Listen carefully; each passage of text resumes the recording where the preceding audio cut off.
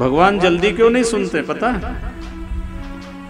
सुख में सुमरण किया नहीं और दुख में करता याद, तो कहे कबीरता दास की कौन सुने फरियाद। कौन सुने फिर? अरे जब सुख का समय था तब तो तुमने खूब मस्ती छानी ना। धर्म तो से जो सुना, सारे संत विद्वान पंडित आचार्य शास्त्री, इनका ज्ञान अधूरा मुझे लगता था। जब इनके ज्ञान को सुना तो उन्होंने कबीर साहब की एक वाणी बोली थी, 3 देव की जो करे भक्ति उनकी कभी न होए मुक्ति।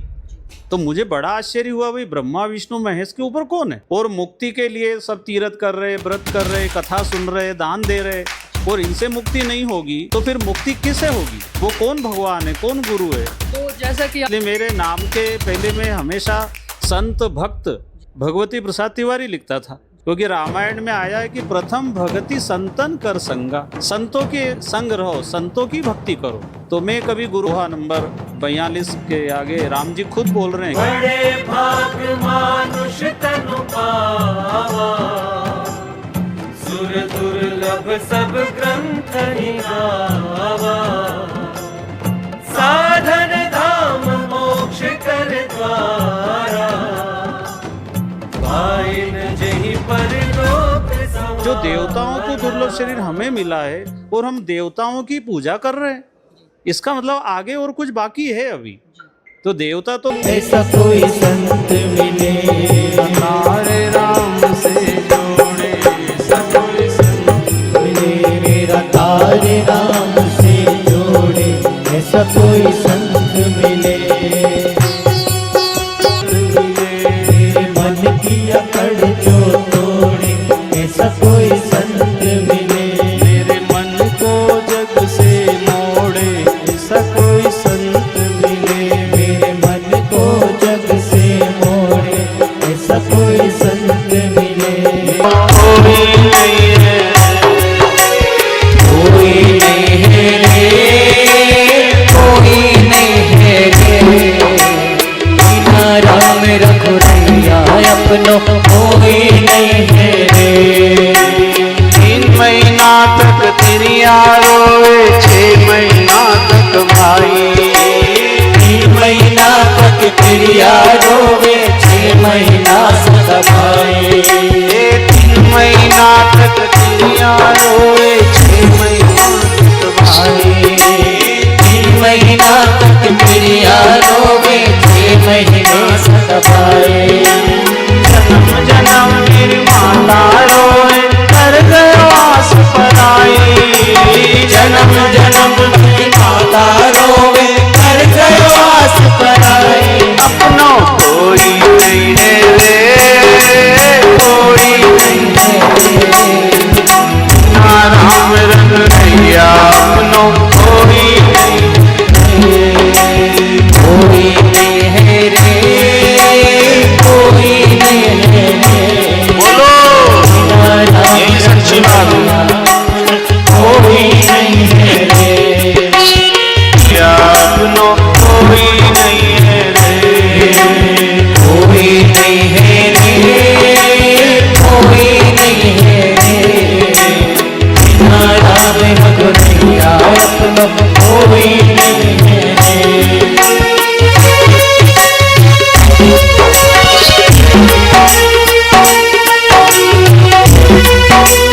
जग के चल होए, अरे कबीर सुनो वही साधु, गति दुनिया की होई, अरे कबीर सुनो वही साधु, गत दुनिया की होई, अपनो कोई नहीं है, कोई नहीं है, बिना राम रघुरैया अपनो कोई नहीं है, कोई नहीं है।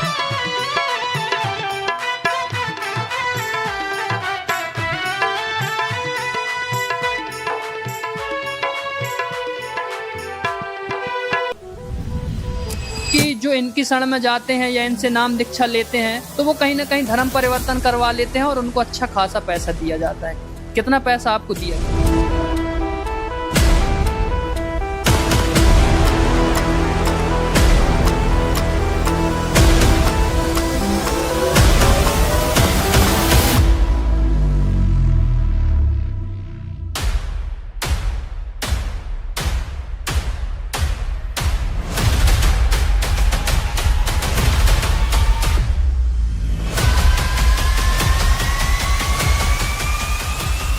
में आपका स्वागत है। जैसा कि आज हमारे साथ जो मेहमान हैं, कहना चाहिए इनका काफ़ी नाम है और पहले श्रीमद् भागवत कथा भी करते थे, बहुत सारी कथाएं की हैं, गुरु भी थे और इनकी कथाओं में नेता मंत्री से लेकर के बहुत कहना चाहिए बहुत सारे लोग इनकी कथा को सुनने के लिए आते थे। आइए पहले तो हम उनका स्वागत करते हैं। नमस्कार जी। नमस्कार जी।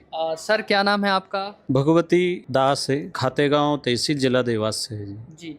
भगवती प्रसाद तिवारी जी पहले बहुत सारी कथाएं करते थे, तो जो कथाएं करते थे अब तक कितनी कथाएं कर चुके थे और कैसे कैसे लोग आपकी कथाओं में आते थे? भाई परमात्मा की दया से श्रीमद् भागवत महापुराण जो कथा मैंने की है तो अभी तक 500 के लगभग कथाएं हो चुकी हैं।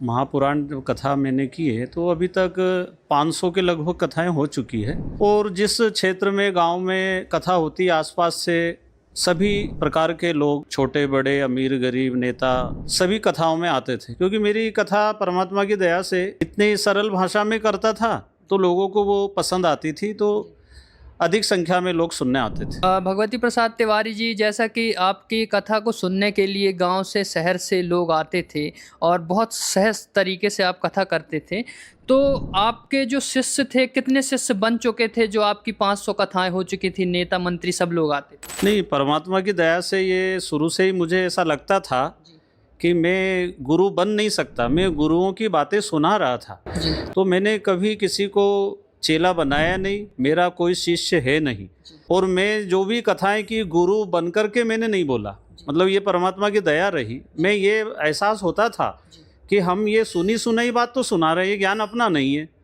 तो गुरु पद मैंने कभी स्वीकार किया नहीं है। इसलिए मेरे नाम के पहले मैं हमेशा संत भक्त भगवती प्रसाद तिवारी लिखता था क्योंकि रामायण में आया है कि प्रथम भगति संतन कर संगा, संतों के संग रहो, संतों की भक्ति करो, तो मैं कभी गुरु बना नहीं, ये परमात्मा की दया रही जी।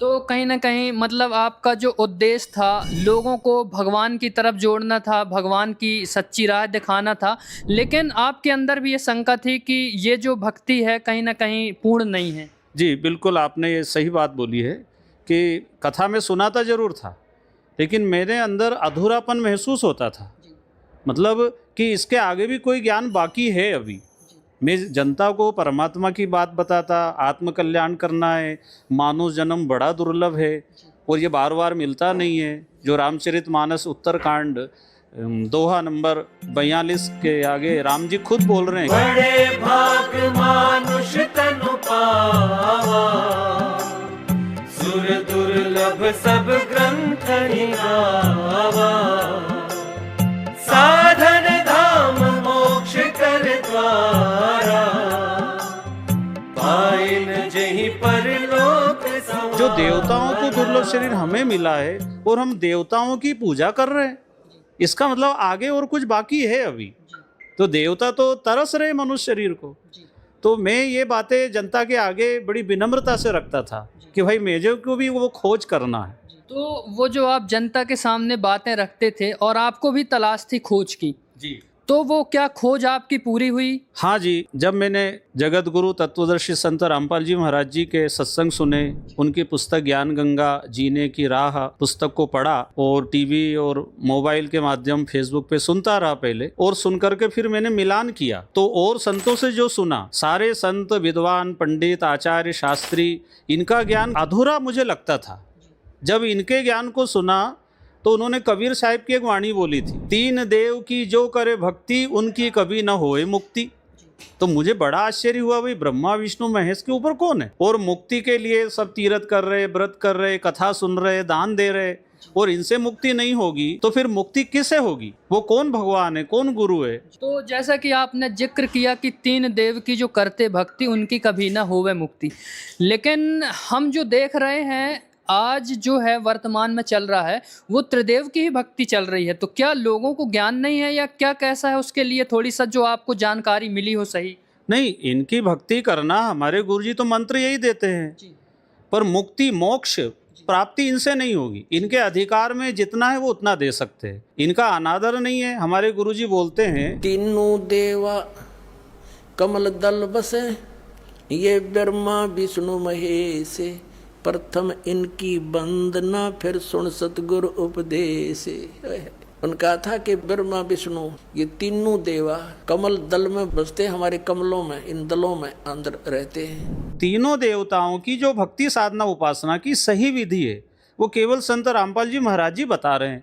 बाकी जितने संत पंडित महात्मा जो बता रहे हैं वो गलत नहीं है, पर वो हमें मोक्ष नहीं दे सकते, क्योंकि इसका प्रमाण देवी भागवत में दिया हुआ है। जी, तो उसमें क्या कैसा मतलब बताया गया है देवी भागवत में, जैसा कि आपने जिक्र किया? भाई, हमारे गुरुजी ने जितनी बातें बताई हैं वो सारी प्रमाणित बातें बताई हैं कि हमारे धर्म शास्त्रों में जो लिखा है।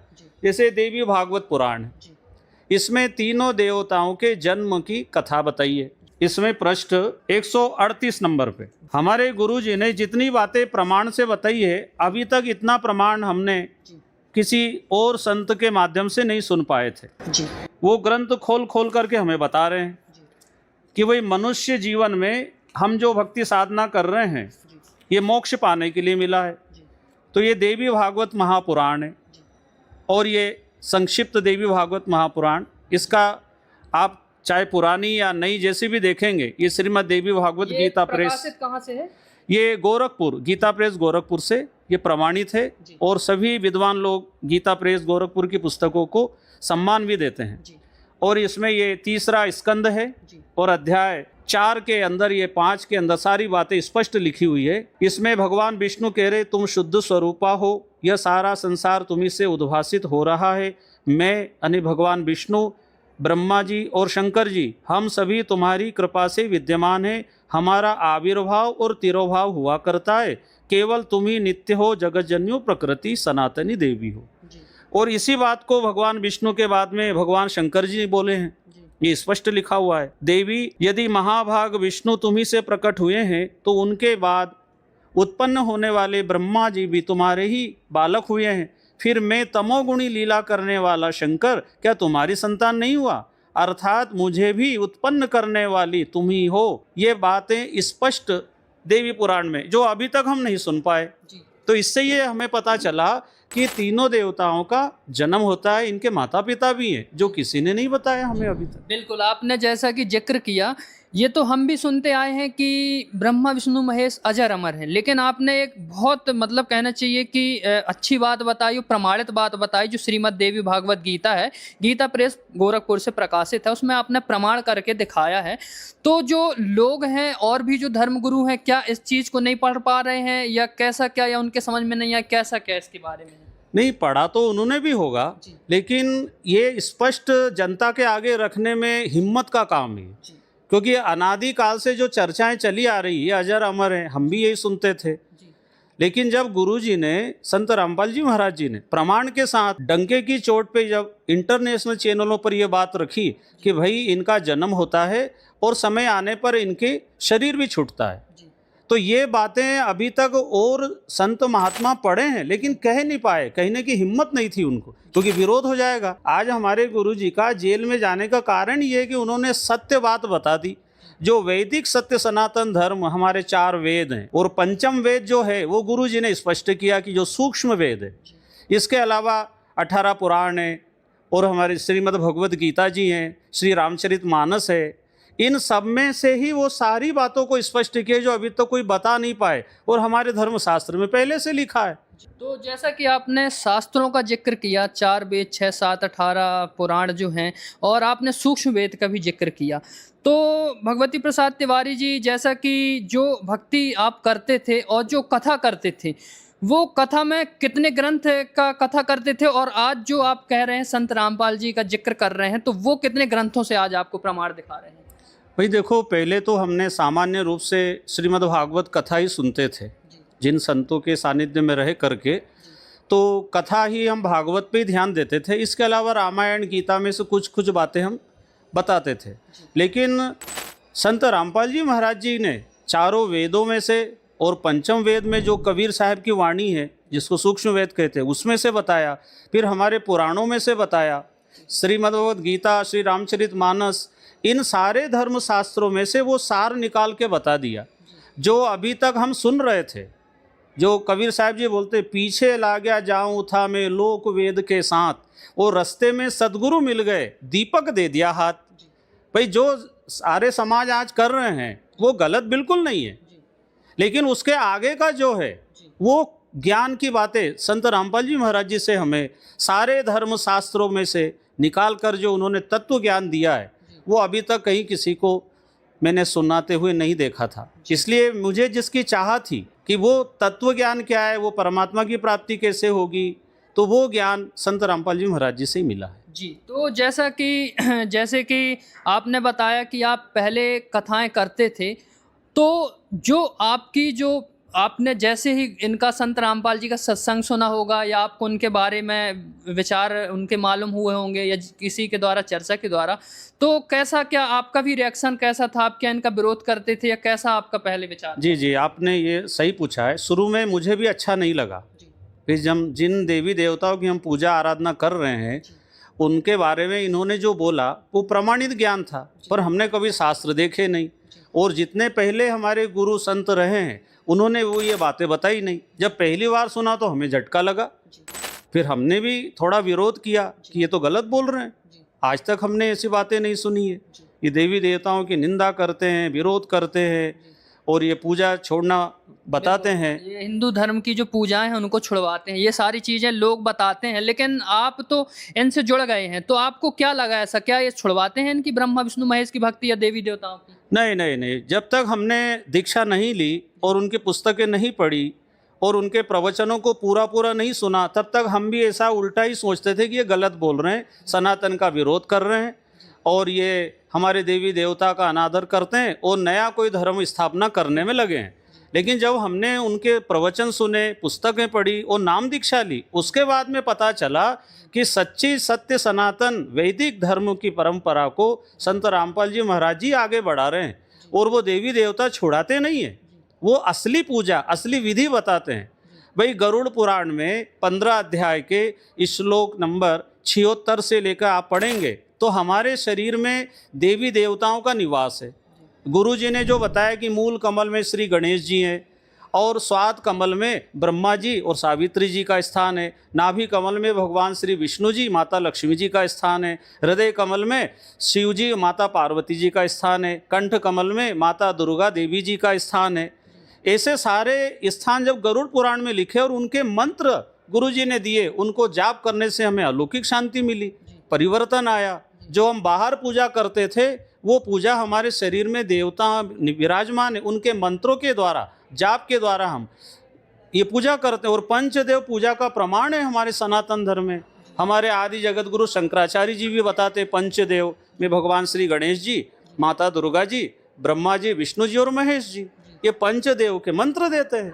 जब हमने ये सुना तो बड़ा आश्चर्य हुआ कि हम अभी तक इनको गलत मानते थे, लेकिन इन्होंने तो प्रमाणित ज्ञान दिया है। जैसा कि भगवती प्रसाद तिवारी जी, हमने लोगों के द्वारा ये सुना है कि जो भी मतलब इनकी शरण में जाते हैं, जैसे कि आप तो कथा करते थे और अच्छा पैसा भी आता रहा होगा, अच्छे खासे मतलब आपका नाम था, सब कुछ था, लेकिन ये कहते हैं लोग कि जो इनकी शरण में जाते हैं या इनसे नाम दीक्षा लेते हैं तो वो कहीं ना कहीं धर्म परिवर्तन करवा लेते हैं और उनको अच्छा खासा पैसा दिया जाता है।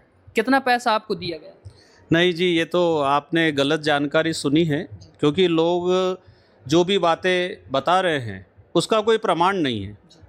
और रही बात पैसे देने की, तो ज्ञान इतना सच्चा है, पैसा तो मेरे को कथा के माध्यम से मिलता था, और अगर नाम दीक्षा ले भी ली तो इधर से भी पैसे ले लेता और कथा भी करता रहता, मैं तो, मेरे को कौन रोकने वाला।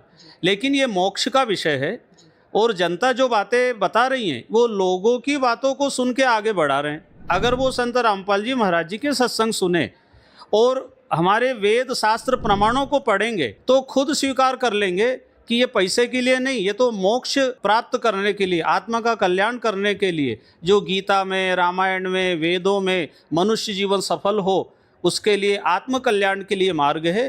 तो ये सरासर झूठ है।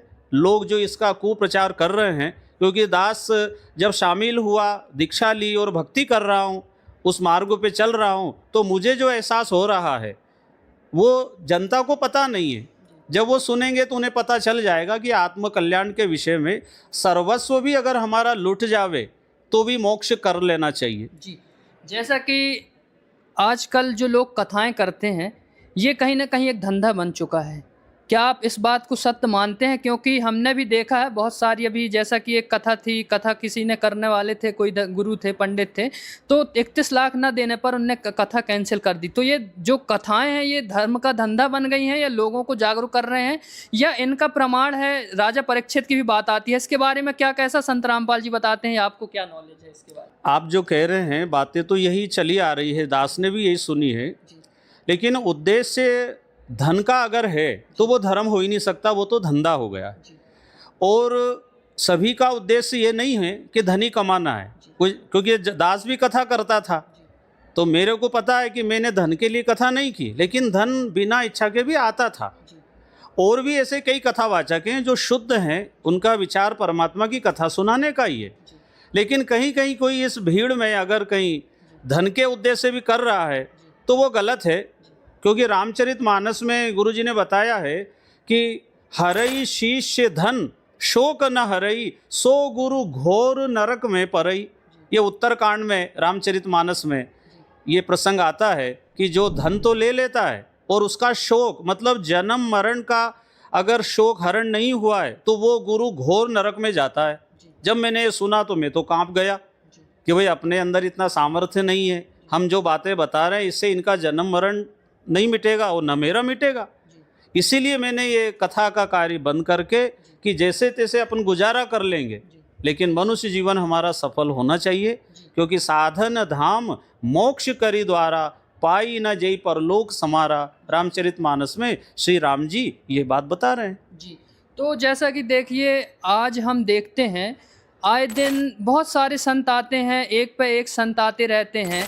अब इतने सारे संत हैं और शिक्षित जनता है, तो निर्णय कैसे करे कि कौन सही संत है? इसके लिए कुछ आधार हो या उनके लिए वेश हो जिससे जनता निर्णय कर सके। उसके लिए आपने ऐसा क्या संत रामपाल जी से सीखा या समझा? सही बात है, आज सभी अपने को श्रेष्ठ बताते हैं, अपनी पूजा पद्धति ज्ञान को भी श्रेष्ठ बताते हैं, लेकिन रामचरितमानस में एक बात आती है कि गुरु बिन भव निधि तरहि न कोई, जो विरंच शंकर सम होई। गुरु के बिना भव सागर से पार नहीं हो सकते, चाहे ब्रह्मा जी और शंकर जी के समान क्या न हो। तो दास के मन में विचार आया कि सारे गुरु बात अच्छी बता रहे, पर ब्रह्मा जी और शंकर जी को भी तार दे, वो गुरु साधारण नहीं हो सकते। और ये गुरु जो बातें हमें बता रहे हैं कि भाई गुरु सच्चा कौन है, सभी अपनी अपनी महिमा गाते हैं और जनता इतना समझ नहीं पाती है, क्योंकि अभी तक जो सुनते आ रहे हैं उसी को सही मानते हैं। तो इसका निर्णय तो हमारे धर्म शास्त्र से ही पता चलेगा किसको पूर्ण संत माने।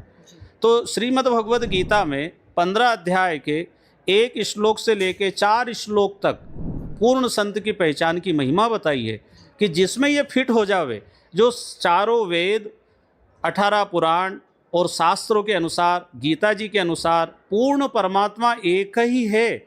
और सारे धर्म ग्रंथ के आधार पे, सारे पंथ संप्रदाय के पुस्तकों के आधार पे एक परमात्मा है सबका, परम पिता परमेश्वर, ऐसा जो बता दे वो पूर्ण संत है, वो पूर्ण गुरु है। तो वो पूर्ण गुरु कौन है? कौन संत हो सकता है? मतलब जो आपने संत रामपाल जी के सत्संगों के द्वारा सुना होगा या उन्होंने बताया होगा, किसी के लिए जिक्र किया होगा कि ये संत हैं, क्या आपने समझा? जी जी भाई, देखो हमारे गुरुजी संत रामपाल जी महाराज जी ने पूर्ण ब्रह्म कबीर परमेश्वर जी को सिद्ध करके और उन्हीं की वाणी का वो प्रचार कर रहे हैं, उन्हीं का वो सहारा लेकर के हमें ये बात बता रहे हैं। तो संत रामपाल जी महाराज जी को हमने देखा, कबीर साहब को तो हमने देखा नहीं।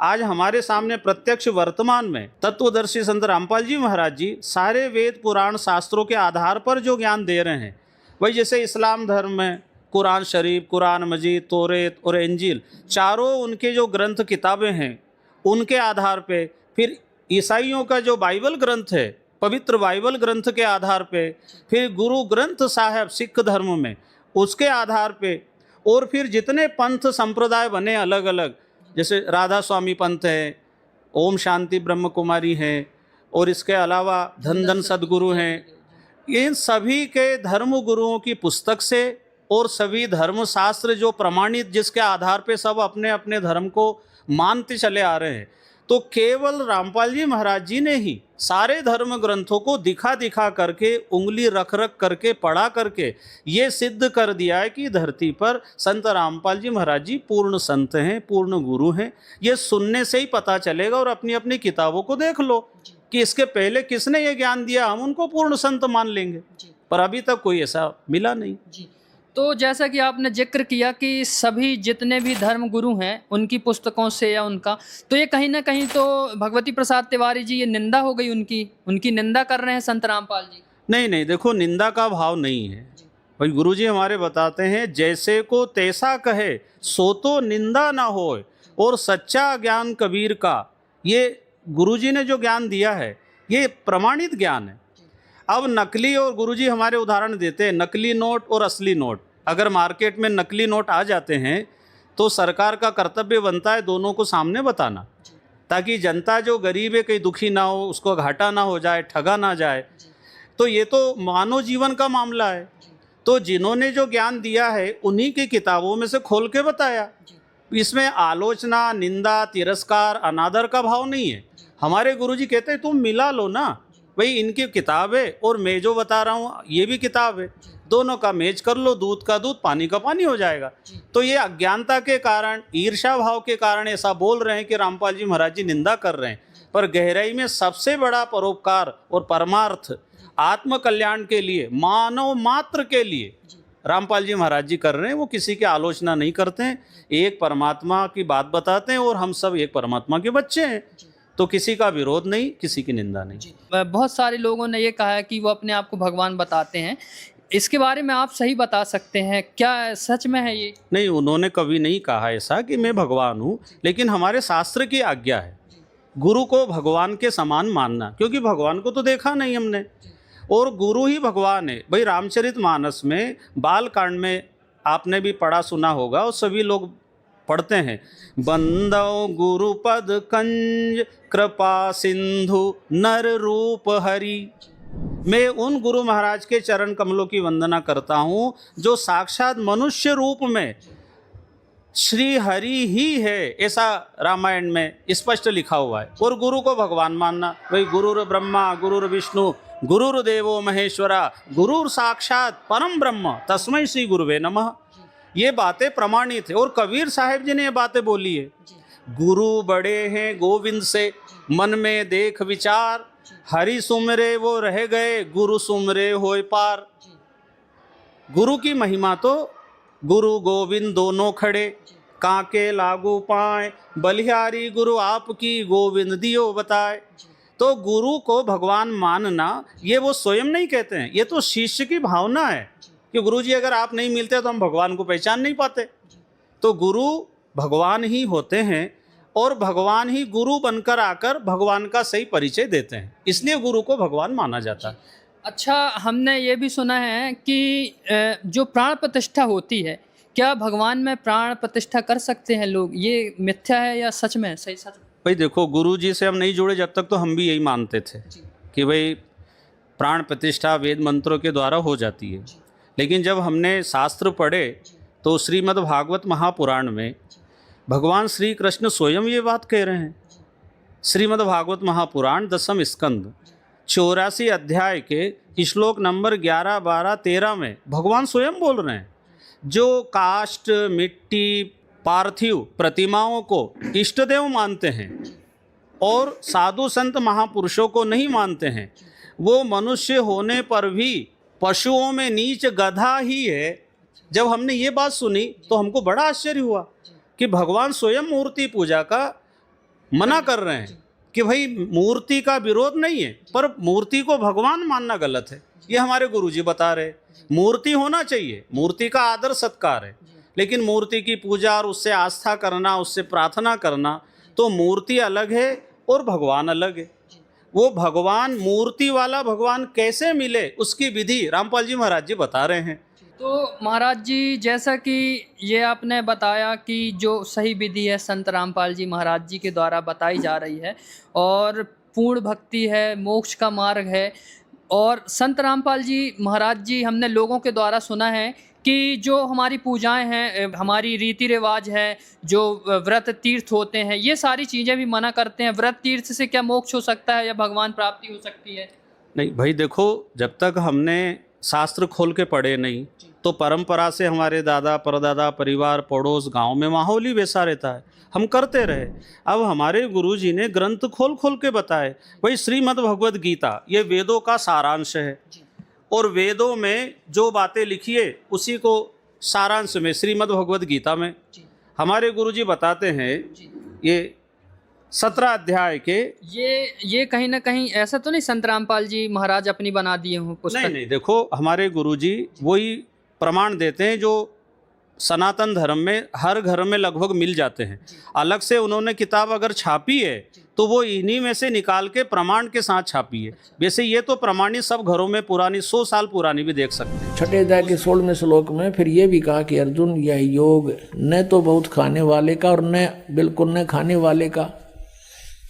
बहुत खाना तो यूँ है, पेट डडी पक्का खा ले, अंगड़ाई टूटे, भक्ति हो को ना। और बिल्कुल न खाना, व्रत रखना। व्रत रखना भी गीता में मना है। और ये व्रत रखवाओ एकादशी का, ये कहाँ से लाए? और न बहुत सहन करने वाले, सोने वाले का, और न अधिक जागने वाले का सिद्ध होता है। यानी 16वें में तो ये भी कंसेप्ट क्लियर कर दिया है कि व्रत रखना भी व्यर्थ है। और ये एकादशी का व्रत तो बहुत महत्वपूर्ण कर बताते हैं। तो ये लोक वेद है, दंत कथा है, इनकी वेद शास्त्र विधि रहित ज्ञान है। उसके करने से कुछ भी लाभ नहीं होगा। गीता जी अध्याय नंबर 16 के श्लोक नंबर 23 के अनुसार तो इसमें ये स्पष्ट बताया गुरुजी ने कि अपने शरीर को कष्ट देना, भूखा रखना, खड़े रहना, मौन रहना, पैदल चलना, अगर हम शरीर को कष्ट दे रहे हैं तो परमपिता परमात्मा भी दुखी होता है, आत्मा को भी कष्ट होता है। इसलिए सही विधि हमारे संत रामपाल जी महाराज जी बता रहे हैं कि भूखे रहने से भगवान नहीं मिलता है, भक्ति करने से भगवान मिलता है। संत रामपाल जी महाराज जी कहीं ना कहीं जो मुस्लिम धर्म है, या लोगों के द्वारा ये सुना है कि मुसलमान बन जाते हैं, कि आप तो इनसे जुड़ गए हैं, क्या आप भी मुसलमान बन चुके हैं या सिर्फ धारणा है, क्या कैसे? नहीं, ये लोगों की धारणा बनी हुई है कि वो धर्म परिवर्तन करा रहे हैं, मुसलमान बना रहे हैं। भाई मुसलमान बनाते तो हमारी और विधि भी तो देखो, वो तो सच्चा ज्ञान दे रहे हैं। भाई हमारे गुरुजी का नारा है कि जीव हमारी जाति है, मानव धर्म हमारा, और हिंदू मुस्लिम सिख ईसाई धर्म नहीं कोई न्यारा, अलग से धर्म नहीं। ये तो सत्य सनातन धर्म जो शुरू से चला आ रहा था, गुरुजी ने वापस वो स्थापना की है।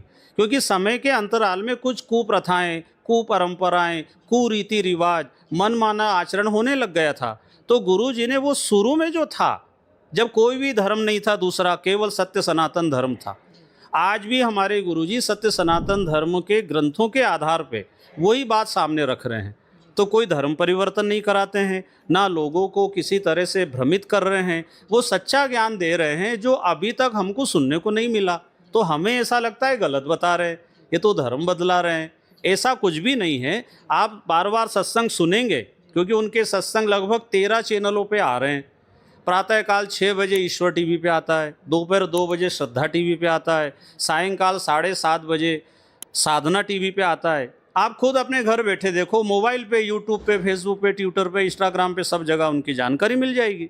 तो आपको खुद को क्लियर हो जाएगा कि धर्म बदल रहे हैं या सच्चा धर्म की स्थापना कर रहे हैं। जैसा कि हमने लोगों के द्वारा ये सुना है कि संत रामपाल जी महाराज जी जो है हिंदू धर्म को टारगेट करते हैं, वो मुसलमानों के बारे में नहीं बताते हैं। क्या ये सही है? क्या उनके बारे में भी बताते हैं? नहीं नहीं, देखो ऐसा, ये अधूरी जानकारियाँ लोगों को मिलती है और उसे पकड़ के बैठ जाते हैं। तो सभी से विनम्र प्रार्थना है, जितने भी आपने लोगों से सुना है, आप स्वयं बुद्धिमान हैं, आज शिक्षित समाज है और अनमोल जीवन हमें मिला हुआ है। हम अगर बुराई देखते हुए सच्चाई को अगर दबाने का प्रयास करेंगे तो अपना नुकसान है। तो ना तो वो धर्म परिवर्तन कराते हैं, ना किसी तरह से मुसलमान बना रहे, ना हिंदू बना रहे, ना सिख ईसाई बना रहे हैं। वो पूर्ण रूप से मानव बना रहे हैं कि तुमको मनुष्य शरीर मिला है, हमारी सबकी उत्पत्ति एक जैसे होती है, हम एक जैसे, हमारे शरीर का निर्माण है, रक्त मांस मज्जा सबका एक समान है, ना तो कोई जाति, ना कोई धर्म, ना कोई किसी तरह का मजहब, एक ही सनातन धर्म है। और उसी की चर्चा रामपाल जी महाराज जी कर रहे हैं और उसी की पुनर्स्थापना हो रही है। आप जब थोड़ा सा ध्यान देंगे, सुनेंगे, तो ये प्रश्न का उत्तर आपको खुद को मिल जाएगा।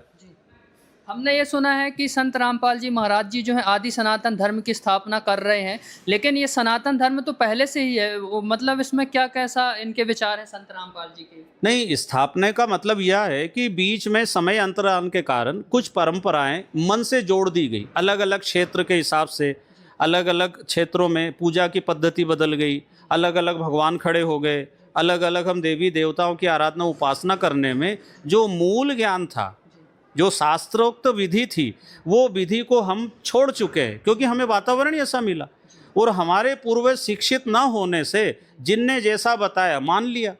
आज रामपाल जी महाराज जी हमारे ग्रंथों में से बता रहे हैं कि सनातन धर्म जो है, आप खुद अपने ग्रंथों को पढ़ लीजिए, शिक्षित समाज है, तो इसमें कोई भ्रमित होने की आवश्यकता ही नहीं है। जी, भगवती प्रसाद तिवारी जी, जो लोगों के मन में आम धारणाएं हैं, लोगों की गलत सोच है संत रामपाल जी महाराज जी के प्रति, या सुनी सुनाई जो भी बातें सुनते हैं और उनके सत्संग को न देख के, उनकी पुस्तकों को न पढ़ करके, जो जैसे बताता है वो इस हिसाब से। लेकिन हमने आज आपसे बहुत सारी सच्चाइयाँ देखी, प्रमाण देखे, बहुत सारी जानकारी आपने हमको दी संत रामपाल जी महाराज जी के बारे में।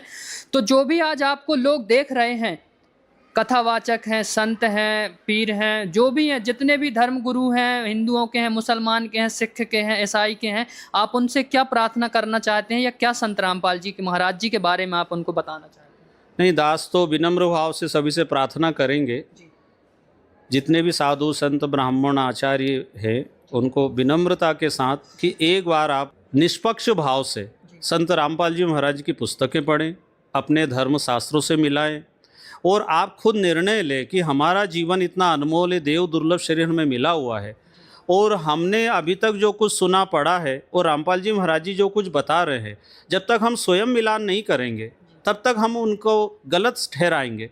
तो विरोध इसलिए हो रहा है क्योंकि हमारे अंदर इतना धैर्य नहीं है। हमने इतना कुप्रचार सुन लिया रामपाल जी महाराज जी का कि उनका नाम लेते हम एकदम बौखला जाते। आपको थोड़ा धैर्य रखना पड़ेगा, थोड़ा हिम्मत के साथ आप ग्रंथों को और रामपाल जी महाराज जी के विचारों को मिला तो लीजिए, फिर आप मैदान में आओ। क्योंकि दास भी जो भक्ति दुनिया कर रही वो मैं भी करता था।